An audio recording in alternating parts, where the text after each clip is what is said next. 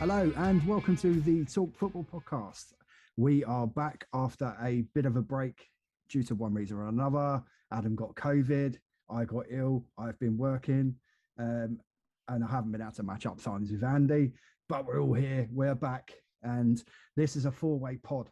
This is our first four-way. We've had a three-way, we've had a two-way, and now and the boys are here. So I'm going to introduce everyone. So we've got Derby County fan Adam. Hello, guys. Hello. He is back. I have got Andy Reid, who's a Manchester United fan. I can see his horrible, gritty little Manchester United badge on his top there. And I've got Willie as well. He is a pod virgin, and he's here to talk and comment on all aspects, but a little bit about Chelsea as well, because he's got a bit of a liking for the Chelsea as well, as I do. So welcome to the pod, guys. Thank you. Yeah. You know, don't all jump in at once. Right, so we've got we've got sort of like four main topics that we're going to be talking about today, and we're going to start with Derby, and then we're going to move on to Manchester United with Andy. We've got a statement from our good friend Paul on Spurs, and that'll tie in nicely with Andy as well, and then we're going to finish up with talking about Chelsea and obviously all the goings on there. So let's crack straight into it. Derby County. I'll let you lead with this one, Ad. Where do I start? Still no sale yet, which I'm still no sale. No. Nothing I can do about that. Nothing. Well, there's definitely nothing you can do about that unless you come up with 50 million quid. Well, yeah, there is that. I don't know what Quantuma are doing. They're just messing about. But they have sold Kamil Jozwiak for £1 million. But I don't know if it's got add-ons with that. All I've heard is £1 million to Charlotte FC and MLS. Which they still owe money to Lech Poznan. Derby do. Yeah. So whether that's going to fund that and pay that back, I don't know. You'd imagine the administrators would have known about the fact that they still owed money to Lech before they'd actually agreed and sold him.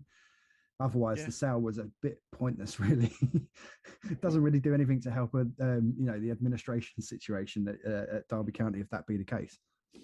Yeah, well, to me at the moment, I think League One is inevitable because nothing's going our way. And obviously the money we owe in, the sales taking ages. I think they're waiting to see what fate we get if we get I think there's two things that are probably... I don't know.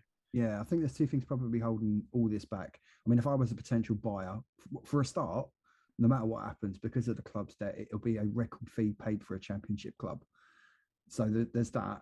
But obviously, as it stands, from what I've read up anyway, there's an agreement in place with Middlesbrough on the compensation. Yeah, that's all done. Apparently, that's all done. So that's all agreed. So we'll know about that. Yeah. So it's just the Wickham one. I think. That's still outstanding. Apparently, I think it's still... Wickham, and obviously now they've proven that they can fund the club until the end of the season. The fixtures are guaranteed, so there's not an issue there.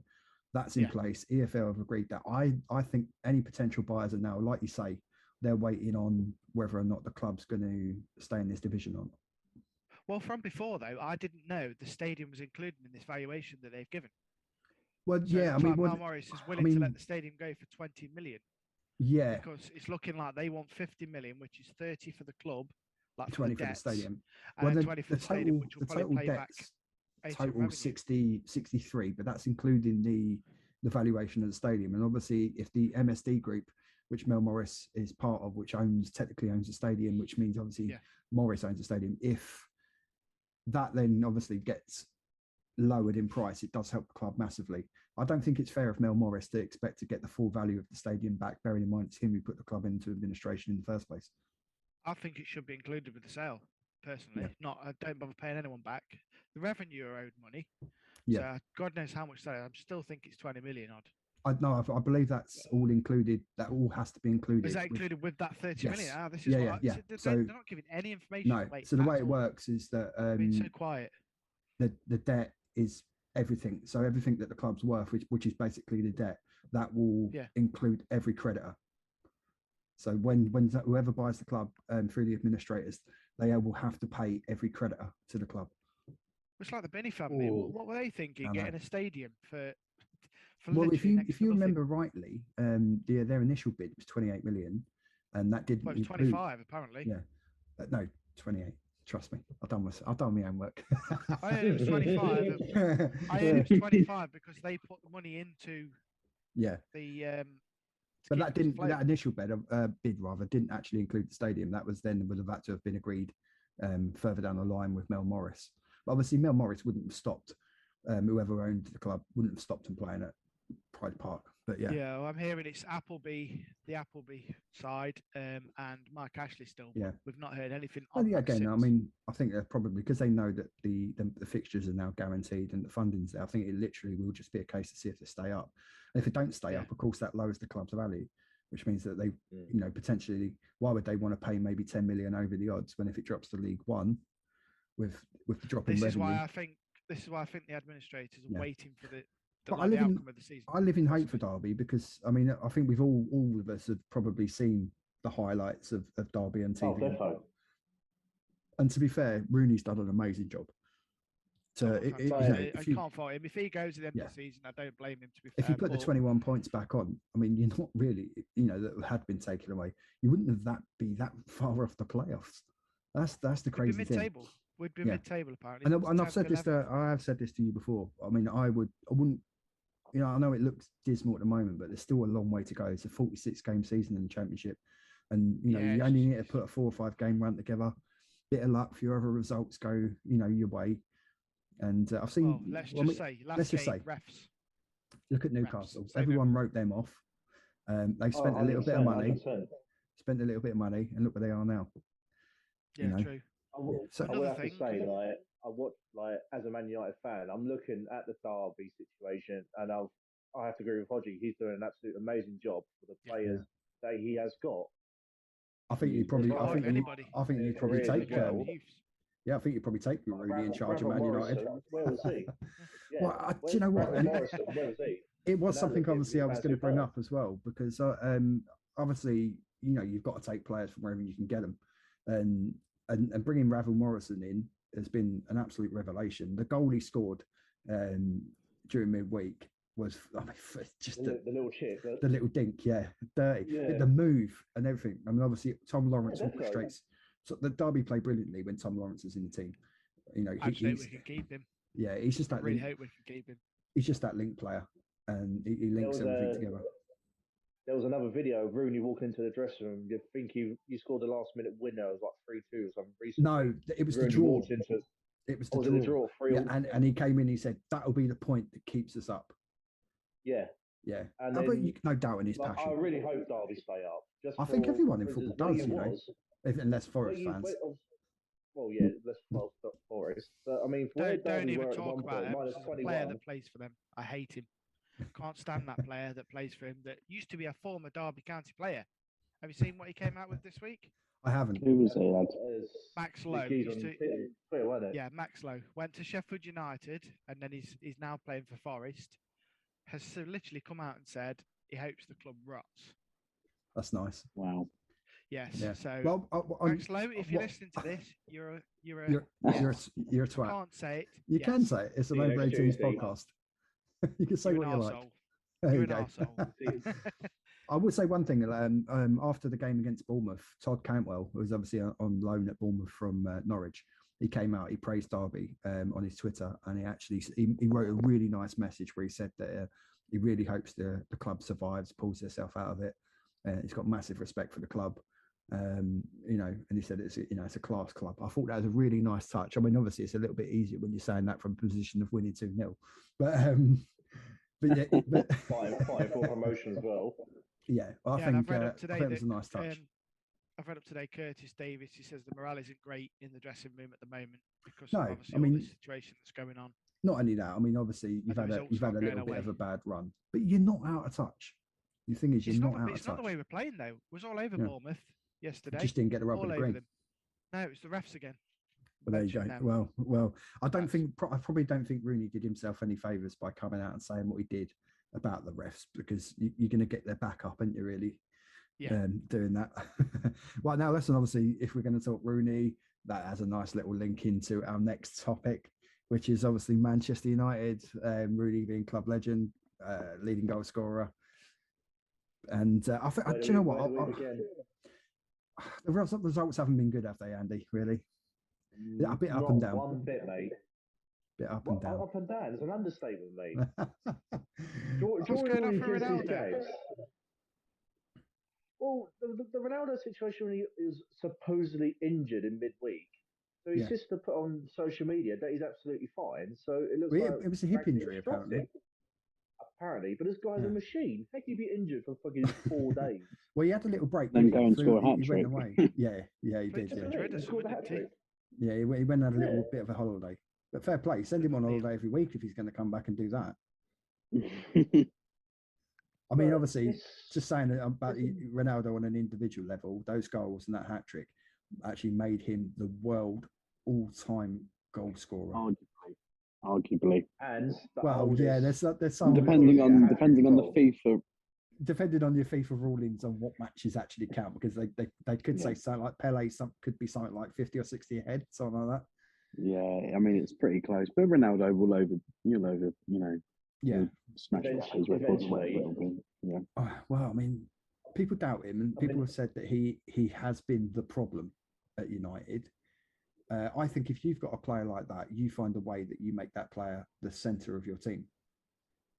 Everything should be revolving around that. PSG ain't been playing that well, and look what they've got. They've got Messi, Neymar, and Mbappe up front, and look at that. Yeah, Mbappe, and then they go lose in the Champions League.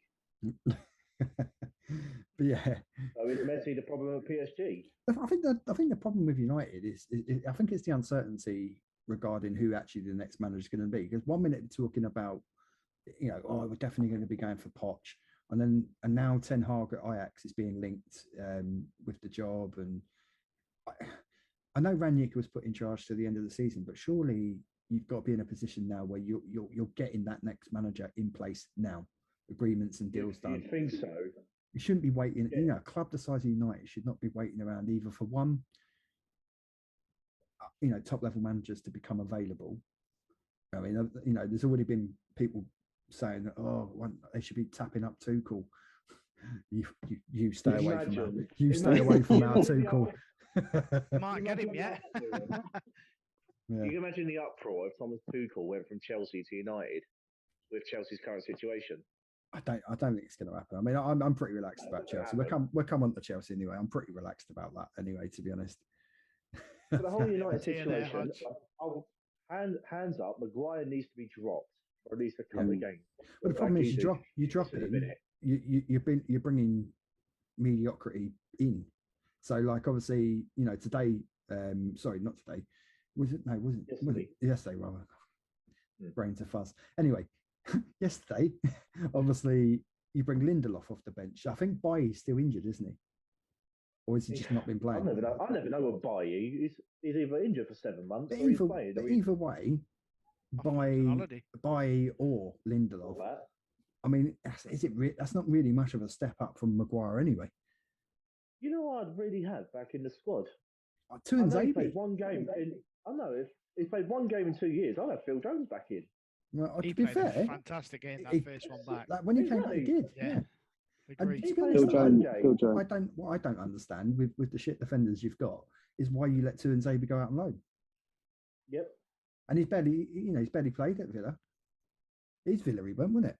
Yeah. Yeah, he's a Villa, yeah. Yeah, he's barely played. I like him. You've got Varane. Rangnick don't know who to play. Well, this is the problem. I mean, you've got Dello, who for the first couple of years at Man United, he's been good. What on earth has happened to Wan-Bissaka? Don't get me wrong, going forward, he's never been great. But defensively, he's been shocking. Yeah. And arguably, if it weren't for De Gea, you could be a hell of a lot further down the table than you are. And Ronaldo. All players look like they've just come off holiday and don't want to be there. Well, the biggest one that would concern me if I was a Man United fan would be Rashford and the form or the non-existent form of Rashford.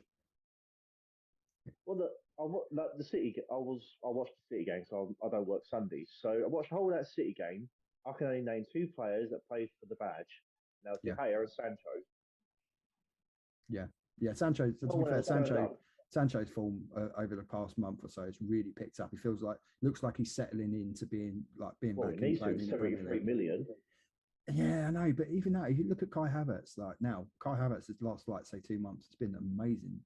You know, I know he scored the winner in the Champions League, winner in the Club Cup final, and all that. But his overall form hadn't been like amazing. But this last few months, I mean, with Lukaku's form dropping off. A big useless fucker you've got up front, you mean? Yeah. To be honest, listen, I like Lukaku, but I never thought. My worry was when we signed him, I never thought he'd suit the style. A bit similar to when he was at United. He never really suited the style of play at the time, and I think that was an issue. Yeah. But I mean, for me, Bruno Fernandes, do you think he's happy because he doesn't look it when he plays? I think trouble is with Bruno. He looks annoyed. I mean, he weren't.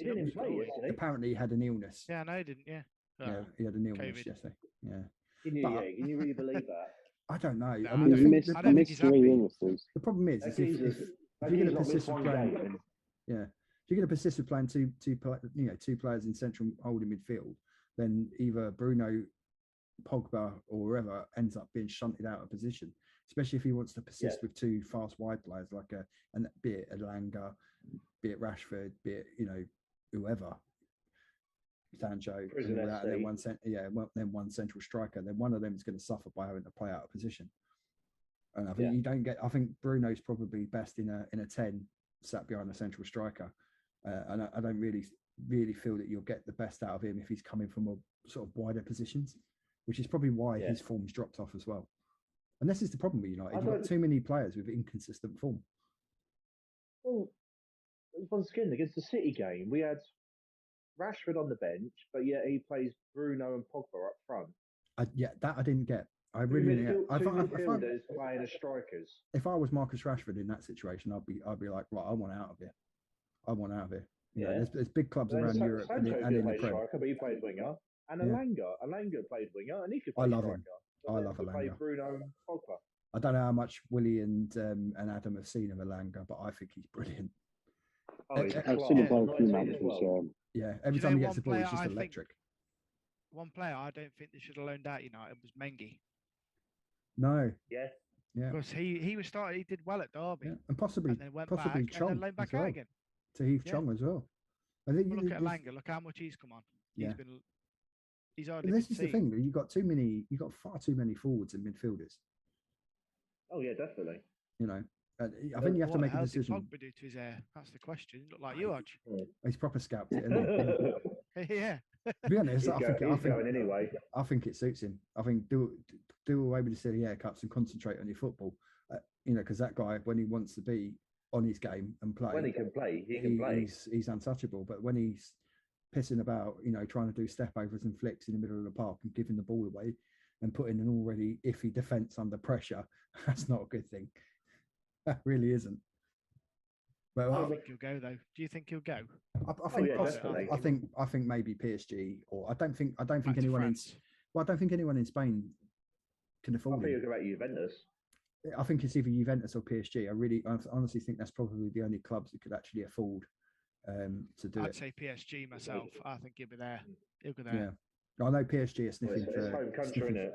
Well, PSG are sniffing for Kante as well because they need to sort of like up their midfield. So I know that they're. Well, ain't Mbappe on about leaving as well?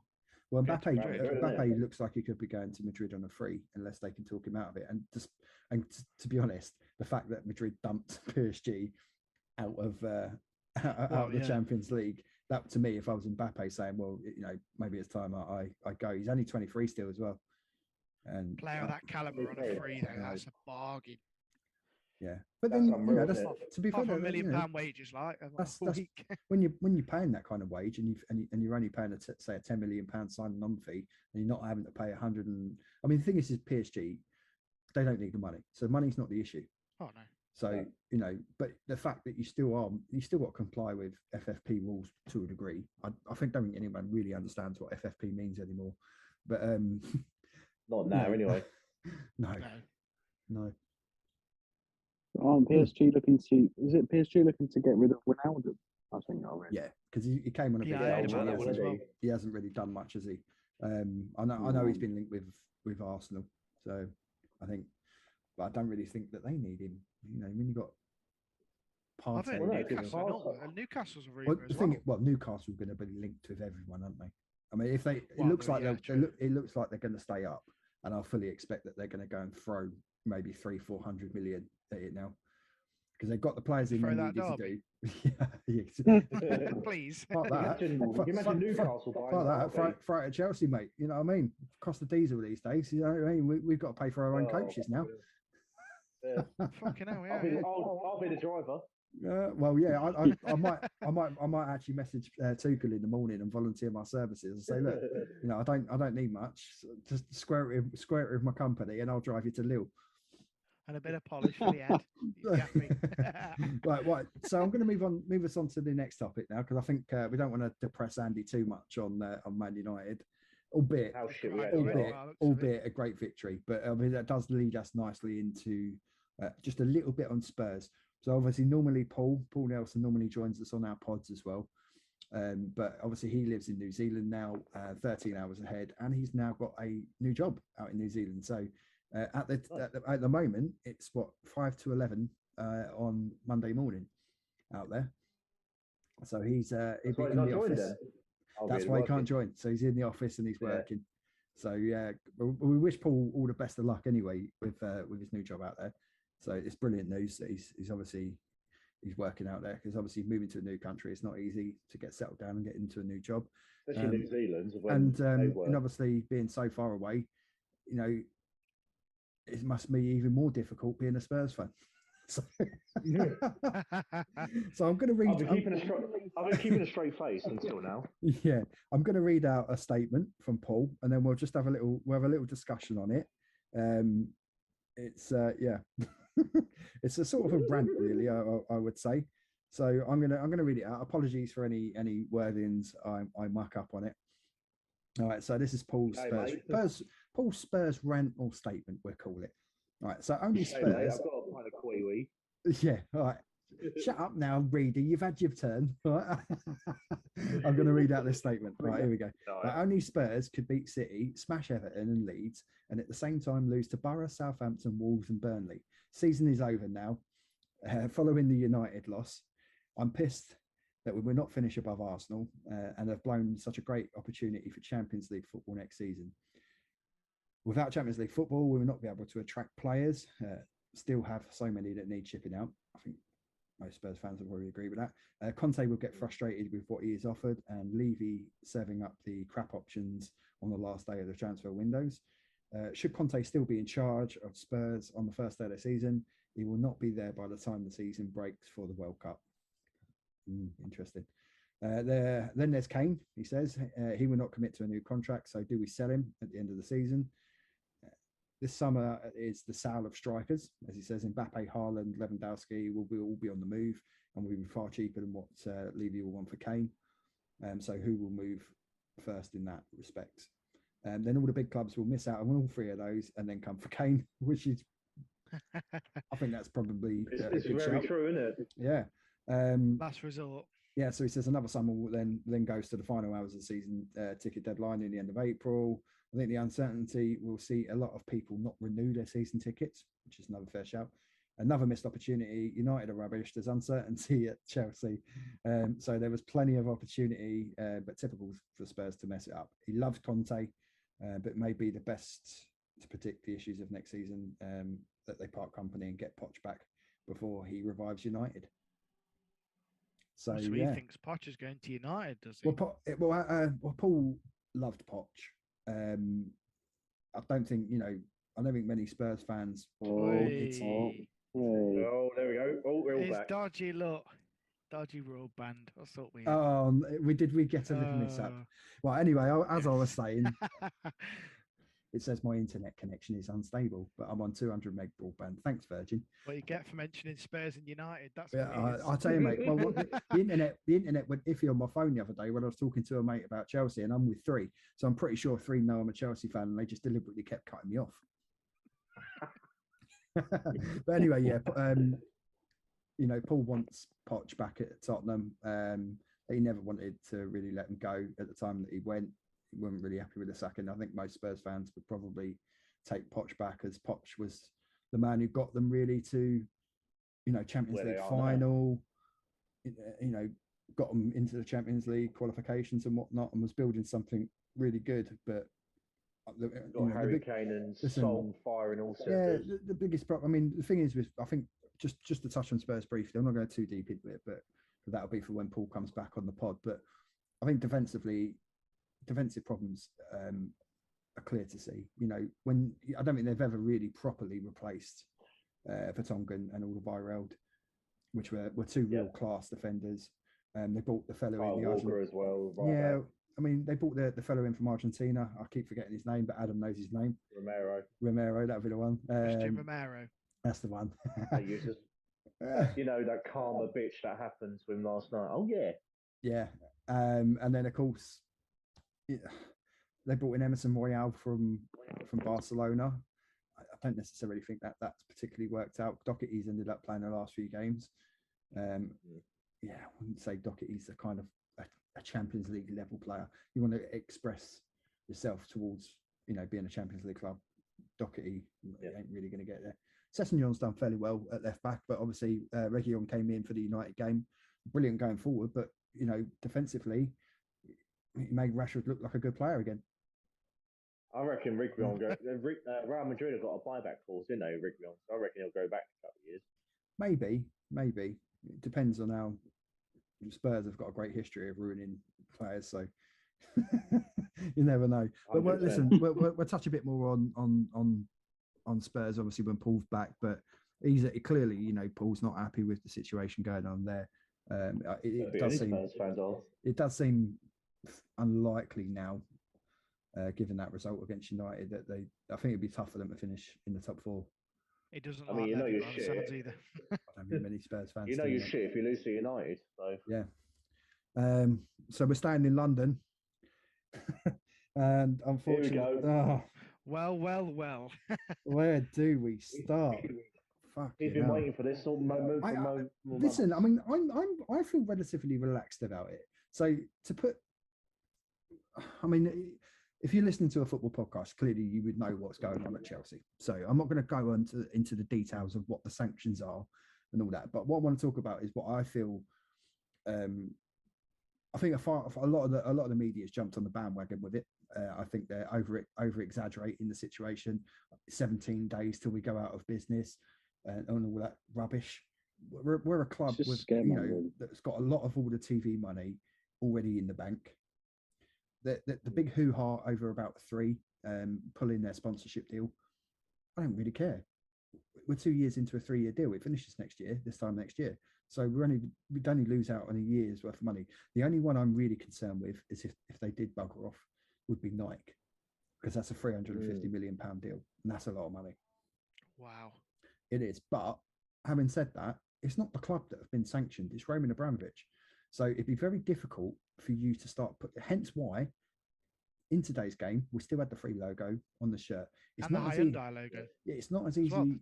It's not as easy as you think, because it's not the club that's brought the brand and that into disrepute. It's one man, and he has stepped away from the running of the club. The club's effectively in the hands of the British government anyway. So I'm relatively relaxed now. Obviously, we had around about 10 bidders lined up that were willing to pay $3 billion for the club. Right, just let that number settle in for a second. $3 billion. Derby are worth 50, but Chelsea are worth $3 billion. Yeah, and people maybe people don't understand why on that, but I can give you. So last year our turnover was 434 million in a year's turnover.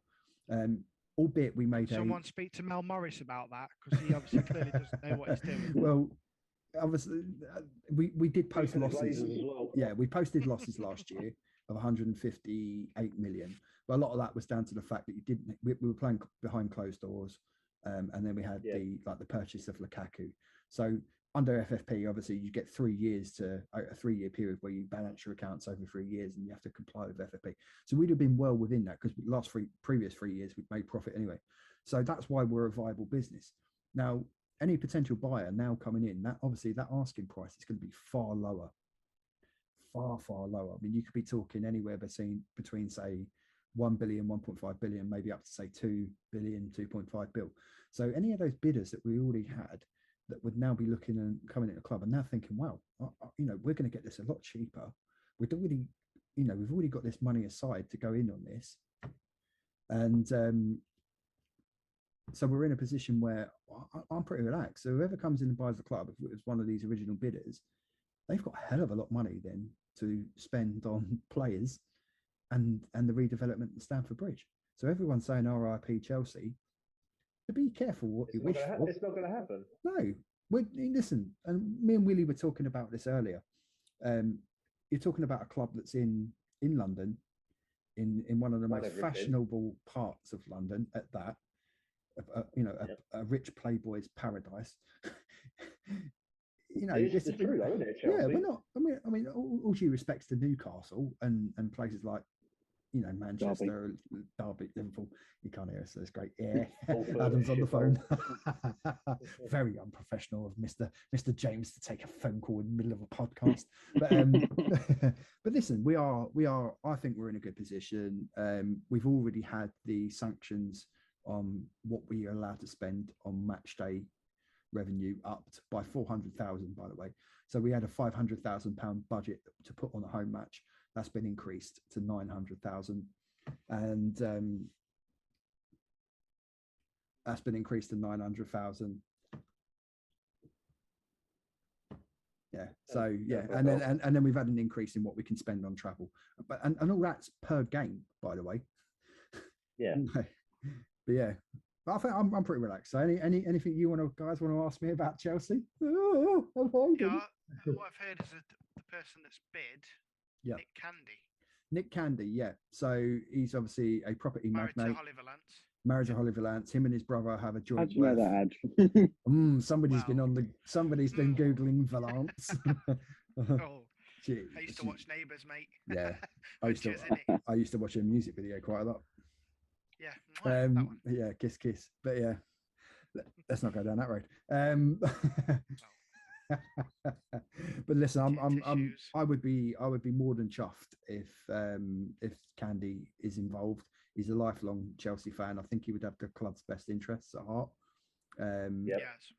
And the thing as well, he's actually stated as well that he wants a Chelsea fan on the board. So that would obviously likely come from the CST, which is the Chelsea Supporters Trust.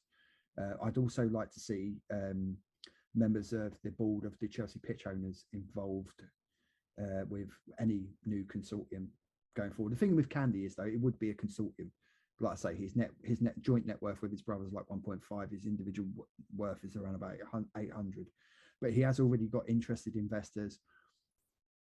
Choose my words carefully here. Saudi investors, which I'm not. I think, isn't it Saudi media?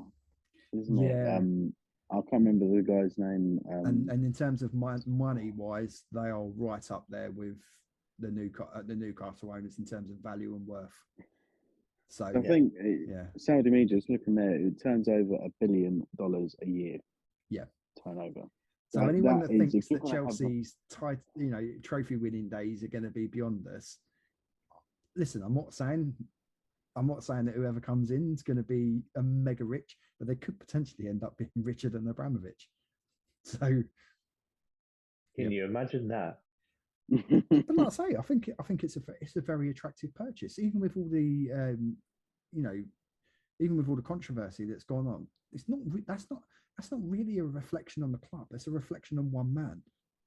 So yes, I know a few of the sponsors have jumped on the bandwagon about that, which is natural. You kind of expect it. Or we don't want our brand associated with all that kind of business and that. And it is incredibly sad and everything that's gone on. I'm not going to touch on what's gone on in Ukraine. It's not what we're about. I don't want to bring politics into football, if you like, because apparently that wasn't allowed until this war started. But there we go. That's my little dig at that. He's done it. He's got it out of his system. Yeah, but there we go. Yeah, I've got that one out. I'm not going to go dig deep into that anyway. So the politics will take care of itself on that. Chelsea. Yeah, and I honestly, yeah, sad. And and I honestly think that the club going forward is going to be fine. I really do. You know, It's all these people saying, "Oh, Chelsea are gonna go." He read like obviously it's not gonna happen, but he really imagined Chelsea just going. I don't think you can. I don't think you can let a 3 billion self-sufficient No, it was business never gonna happen, was it? just die out. You know, there's so many aspects to what we do in terms of the assets, just purely on the assets alone. I mean, the training ground at Cobham's phenomenal, and of course it isn't just about on the stadium as well. It is, but this is the other thing. Included with Chelsea, or is that? Yeah, no, it's all included, right? But just to touch on that, we have got planning permission in place for, and if you want to Google the new Stamford Bridge Stadium and all that, you can see the plans for it and all that, and all those are in place. Planning permissions all agreed and all that. So even that's another plus for anyone that comes in and buys the club, because they don't have to then go out and get planning, unless of course they want to change the design, but they don't have to go and get planning permission for the stadium. It's same location or somewhere else. At Stamford Bridge. So it would mean us playing maybe at playing at Derby. It would mean us playing at somewhere like, say, Wembley, like Spurs did for a couple of seasons while it gets done. But the actual design of what they came up with was phenomenal. Now, of course, Nick Candy is a property developer. Yes. So that kind of that would tie in brilliantly. And apparently he liked that design that they came up with. And it is quite unusual. It's like a complete brick built sort of style stadium with like weird metal forks coming into a big bowl that surrounded the top of it into the middle of the pitch kind of thing. It did look really good. You get a chance after. It being like the Shard. Yeah. The big bloody glass building. But you get a chance. I'll say you get a chance to Google it and that, and have a look at the designs after the pod and that. Then I think you agree. I think it looks stunning, and there would be a link bridge as well at the back of the stadium directly into Fulham Broadway Station. So in terms of that would help with getting fans in and out of the ground and causing minimal delays out on the Fulham Road outside the ground, which always gets closed on match days and buses put on diversion and whatnot, because obviously the footfall of traffic coming from Fulham Broadway Station walking up to Stamford Bridge. So that would alleviate a lot of those problems as well. So it'd be brilliant for the. I ain't got a clue where you're talking about. It would be brilliant, basically, for the surrounding area. Some shit on West London, mate. I thought, let you know. Yeah. How many trophies in 19 years? Eh? Which is what makes me laugh, right? Because do you know what? Listen. I got into it with a Liverpool fan, and he was giving it all the big and all that, and he regularly does. Bless him. He loves supporting Liverpool from his armchair. And I politely reminded him, yes, I know Liverpool have won a lot of titles. I think they're one ahead of you now, Andy. But they still have only won one title in 30 years, whereas we've won a few more than that. So, yeah, Liverpool fans, you can just pipe down a little. That's what I say. In actual Premier Leagues, how many have Man United and Chelsea and City won compared to Liverpool? Premier Leagues? Oh, I mean, we've won 5. Actual Premier Leagues. We've won 5. I think City are on since the Saudi group came in. I think they're on 4. 5? 4 or 5. Yeah, we're on 5. Yeah. United have got, I think, 13. Fucking load, yeah. Yeah, I think 13 Premier League titles. So, here's a little trivia one for you. Can you name, since 1992, can you name the clubs that have won the Premier League? I can. Obviously, we know United, Chelsea, Man City, Liverpool. Okay. Blackburn, the first person who won it, didn't they? No, that was in the second year of the Premier League. United won the first one. Yeah, Blackburn. Blackburn, Villa. No. Think very near history. Only about 4 years ago. Yeah, Leicester. Yeah. Leicester. Yeah. Oh, Leicester. Yeah. Yeah. See, there's another one. One more. Arsenal. Arsenal. Yeah. Invincibles. Invincibles. Yeah. Obviously, Wenger did a double as well. I think Wenger won. I think it was 3 Premier Leagues in his time. Arsenal. Yes, there's not many clubs that have done it. But that's modern era. But Liverpool, let's just remind Liverpool again, they've only won it once. They could have won it twice, but unfortunately, Stevie G fell over at Stamford Bridge and let Demba Ba through. That will never get old. That will never get old. Yeah. That will never get old. Listen, you get the right investment. Listen, you get the right invest. I've always said this, and the times I've been up to Derby have everything there to be an established Premier League club. They just need the right owner. The stadium's phenomenal. Where the stadium's situated is phenomenal. Right in the middle of it. No one's ever been to Derby before. The stadium's bang smack in the middle of a retail park. So you've got all the shops, little restaurants, and like your outlet shops and all that, all around the stadium. Big Sports Direct, right behind the stadium and everything else. So Adam's telling his dog off. Dog's barking. But yeah, like I say, Lexi's having her say. But everything's there. If you're listening, dog hates you. Dog hates you. Yeah. The kids hate you. The dogs hate you. Do the honourable thing and give the bloody stadium back to the club for free. That's what you should do. Yes. Or sell it, or sell the stadium. Do what Chelsea sell the stadium to the Derby fans for £1. I'll buy it. How about that? I can afford £1. The Derby Pitch Owners Association. So it'll protect the club going forward. But there we go. Anyway, listen, I'm going to bring that to a close there, and I'm going to thank you guys for coming on the pod as usual. And obviously, I think Willie is going to come back on the pod. I know Willie hasn't Willie hasn't spoken too much. He's just been coming in with his little bits, but he's been loitering. But his points when he has come in have been on the money. And obviously, I did check. It was 5 titles with City as well. There we go. I'll take that off your hodge of that. Yeah, and of course, Andy and Adam will always be back on, because there's always plenty to talk about with those two clubs. And then, like I say, hopefully we'll have Paul back on, and maybe what I'm planning, and I'm hoping we can get this going and all link up, is that we'll get a 6-way going. How about that? Right, so we get Paul on, and then we're going to get James Jenkins, our Cardiff fan, and we'll get him on as well. Because obviously then we've got a nice little link up between Cardiff and Derby both being in Championship and whatnot as well. And obviously Cardiff are not a million miles above Derby as well. So I'd like a Reading fan. I would like a Reading fan on here. Yeah, I think Reading will probably like some fans as well, to be fair. Yeah, I'd like a Reading fan. The reason being is because they could be in trouble next season with a points deduction. Well, they could end up being the next time. They could. Well, yeah, we'll save that one for another pod, because they could end up being, the way it's going, could well end up being in the next Derby.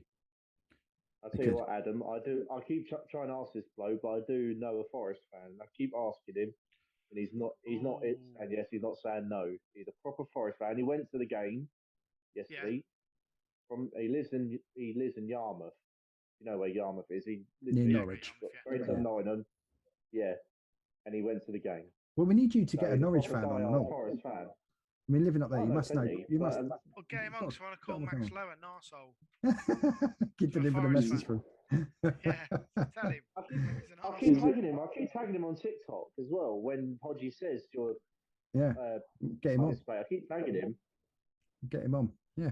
All right, guys. Is it too much to ask for Delia Smith then? Oh, well, I remember. Do you remember that? Do you remember Delia? Where are you? Where are you? Come on. I'll tell you what. Calm down, Delia. You've been on the brandy. Little on my coach phone. Can't wait for Norwich to go down because we get more work in. Because it's more games. Yeah. So I mean, that's it's a great reason to want your club to be relegated, because they've got more home games.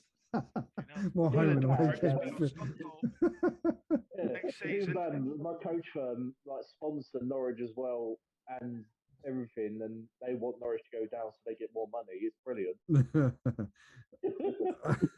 And then Norwich fans as well. The owners of the firm are Norwich fans. They've got season tickets as well. Have they? And they want Norwich to go down. Oh, well, they'll have to sort you out with some tickets, and I'll come up and we'll go to a game at Carrow Road. Honestly, he offered my dad the game for the Chelsea game for Thursday, but my dad couldn't afford the £80 train ticket. Yeah. Return. Well, if we don't get by, we're playing Cal the Dragon next season. Everyone can 2-foot him tackle as well. If we don't get by, that's it. Right, guys, I'm going to wrap this up. It's been a brilliant pod. Great having you guys on. I think it's been brilliant. But I am going to just finish with one little message of congratulations, because I used to live in Sutton, and obviously Sutton, it's their first season back up in the football league. They're having a decent season, the 7th in the league, but they've made it to the Papa John's Trophy final. So they're going to be having a big day out at Wembley. I lived in Sutton for the best part of 13 years. So I've got a bit of an affinity for the club. The club's ground is literally right behind my old bus garage where I used to work as well. So I want to say big congratulations to all at Sutton United. I'm a Redbridge fan as well. So Shut up. Dagenham and Redbridge. Sorry. Who are you? Hey? Don't fuck with the Daggers, mate. Doubt it. Sutton are staying up, mate. They got a good chance of making the playoffs. What division Dagenham in now? Oh, I don't know. National League, mate. National League. Are they in the national? Oh, yeah, they might be playing. Yeah. Vanarama. Right, gents, brilliant. That's it. That's the pod. We're bringing it to a close. I know I said that 10 minutes ago, but we are doing it now. So thank you to everyone for joining us on this podcast, the Talk Football podcast, from me, your host, Soji, from Adam. Thank you very much. There you go. From Willie. Thank you, and adios. And Andy. Yeah, catch you later. Brilliant. I don't know what he's watching there. He's watching something dodgy. Before we go, Sue. All right, couldn't resist that. So if you want to get in contact with the podcast, just make sure you reach out to our social pages, which is obviously on Twitter at Talk Football PDC, on the TikTok channel at talk.football.hd, and on the Facebook page at Talk Football. So drop us any questions you want answered for the next podcasts, or any topics that you want brought up. Once again, from me, your host, Hodgie, thank you for joining us here on the Talk Football podcast, and hopefully it won't be as long of a gap this time before we come back. Hopefully. Hopefully. Cheers. Thank you, everyone.